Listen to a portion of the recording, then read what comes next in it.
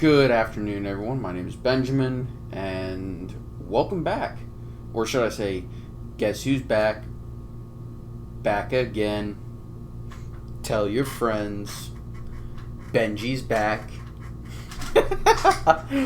Oh no, I'm back. I had family visiting, so that was kind of the unexplained slash unintentional slash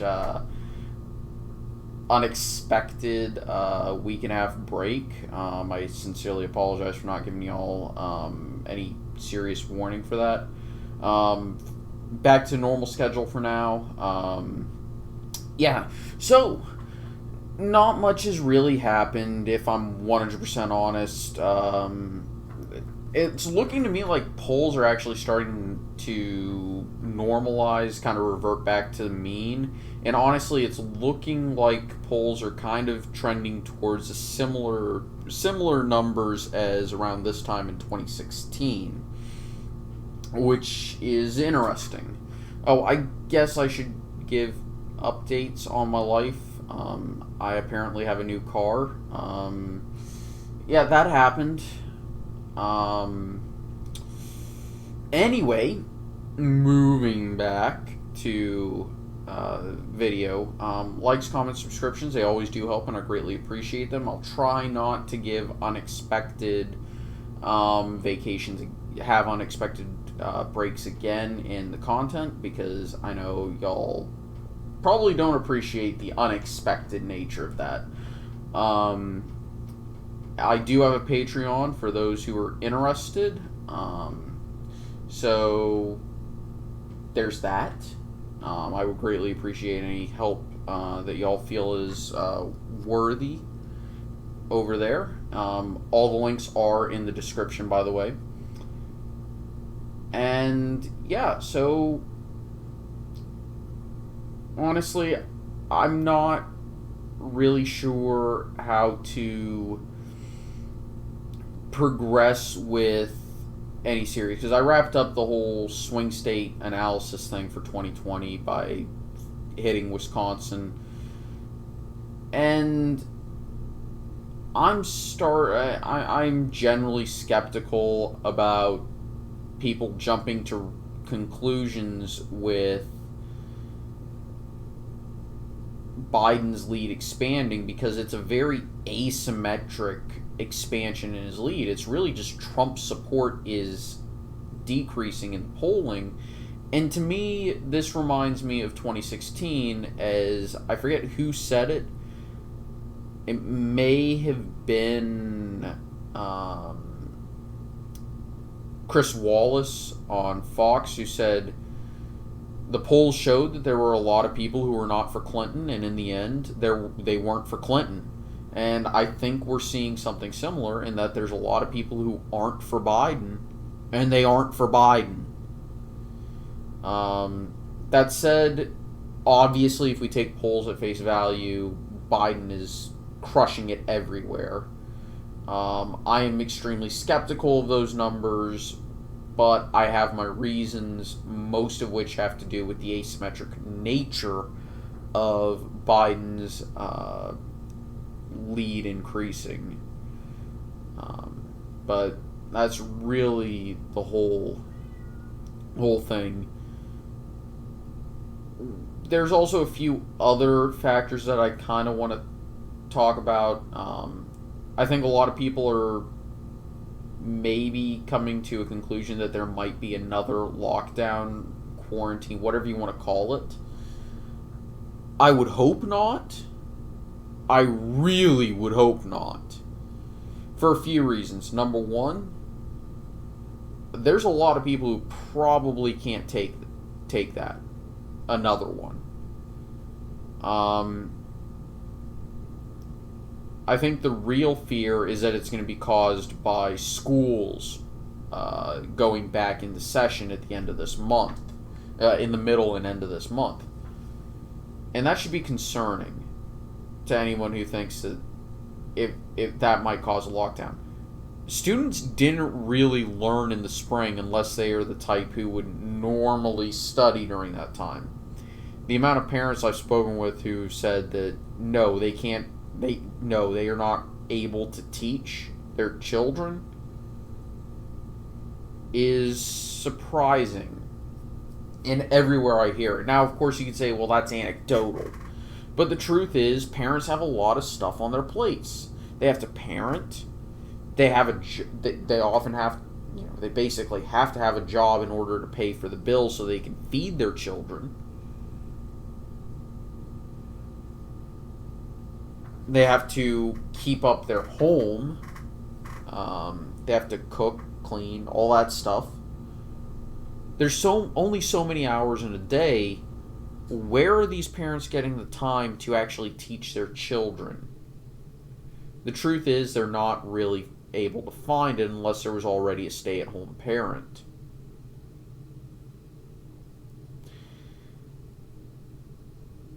And if you look at who's supporting another lockdown, another shutdown, it's the party that has the advantage in the polls right now. And if you're a parent and you're thinking and you're hearing the words lockdown, if you're hearing about another lockdown, this is no. It's not going to be good, because you're either going to not have a job, not have pay. You may have to teach your kids while working a job again, which you're not going to be able to do. I mean, there are people who are legitimately saying that teachers should not get paid if there's another lockdown because they're not doing their job, because the kids aren't in school. But there's a lot of teachers who are saying, you know what? F this, I'm not going back. As it is.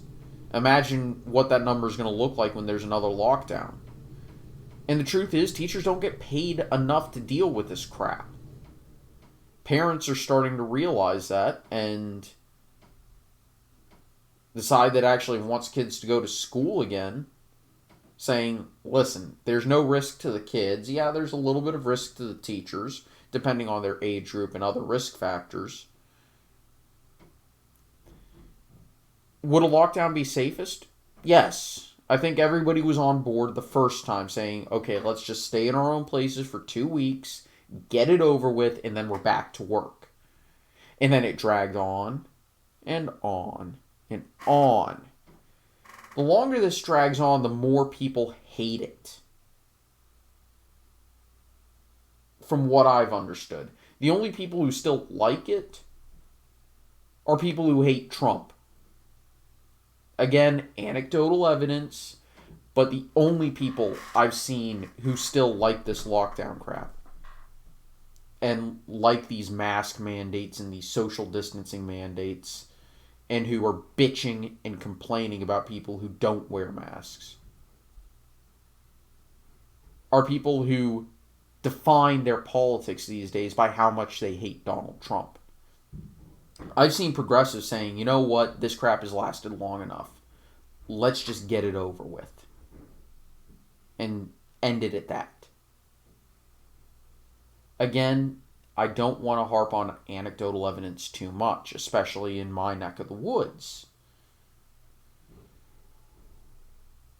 But I don't think it's an unreasonable opinion at this point in time to say, I'm done with mandatory mask requirements. I'm done with lockdowns. I'm done with quarantine. Humans are by nature social. People are by nature social.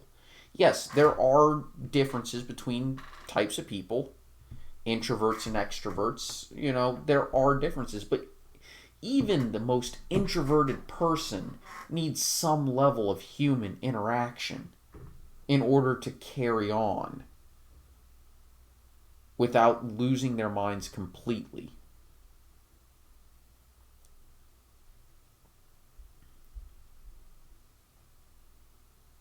And I think enough people have reached a boiling point. And the chaos that's going on around the nation.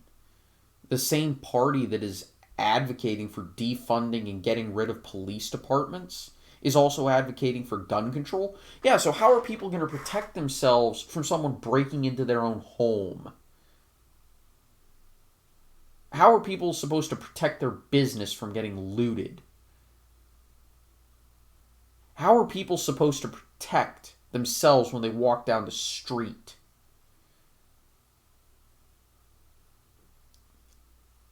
If there's no police department and no firearms, criminals are going to rule the day. And you're going to have rule by the criminal. I don't know what the technical term that would be. I guess pirateocracy?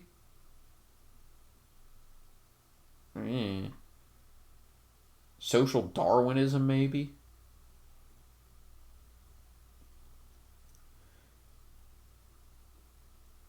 The other question is, who's going to enforce those laws? Who's going to enforce the laws that are still on the books if there's no police? Now you could say, well, they're going to implement some sort of social corrections officers or whatever. Let's call it what it is. A bunch of people who think that if you tell them they did wrong, they're going to follow the rules. If there's no threat of force, law enforcement just doesn't work. You'd be maybe saying, well, a libertarian saying that? What are you, a statist? No, I'm just saying the truth. If there is no threat of force, you cannot enforce a law. Now, I think that's great. I don't think there should be that much law enforcement. I do think there should be some, protect children, no murders, no rapes, no thieving, stuff like that. I'm okay with a tiny amount of law enforcement to cover those most basic of all laws. But anything beyond that, I tend to take a bit of an extreme view that unless there's a victim, there's no crime. And I don't see potential victims as actual victims. Because guess what? Has a crime occurred against them? No. There are very few potential situations, such as drunk driving. I'm not a big... I think should be punished to more than it really is. I'm okay with that being an exception to the rule of no victim, no crime. Stuff like that, because at the end of the day, drunk driving is too much of a threat. And you could say, well, what about gun ownership? Well, the truth is that there's a difference between a person misusing their right and blatantly trying to harm others. And the truth is, you can punish both drunk driving and misuse of firearms in the same way. Plus, a firearm has a lot of other uses that are non-murder. Hunting, target practice, sports, self-defense. And yes, there are sports that involve firearms. Winter biathlon is a good one. 3-gun competitions exist. Collecting is another good example of illegal firearms usage.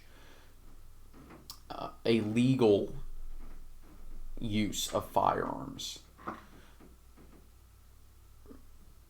But getting rid of any and all forms of policing is... I won't call it anarchy. You're going to get ruled by a mob, basically. And whatever the mob says goes. And if the mob says you have no rights, you have no rights. And there's a difference between, in my opinion, there's a difference between anarchy and mob rule. In anarchy, simply there is no government. Can it last? No, absolutely not. Can mob rule last? Depends on a lot of things. But anyway, I've kind of started venturing into rambling territory, so I'm going to go ahead and end it here. Stay tuned for maybe a more focused video on Friday. I haven't recorded in a few days, actually a week. So anyway, thank you all for watching. I hope you enjoyed. Likes, comments, subscriptions, they always do help, and I greatly appreciate them. I do have a Patreon, and I would greatly appreciate any help there, even if it's just, $1. I greatly appreciate it. Now, of course, don't contribute if you can't afford it. But anyway, hope you all have a nice day, and I'll see y'all next time. Take it easy. Bye-bye.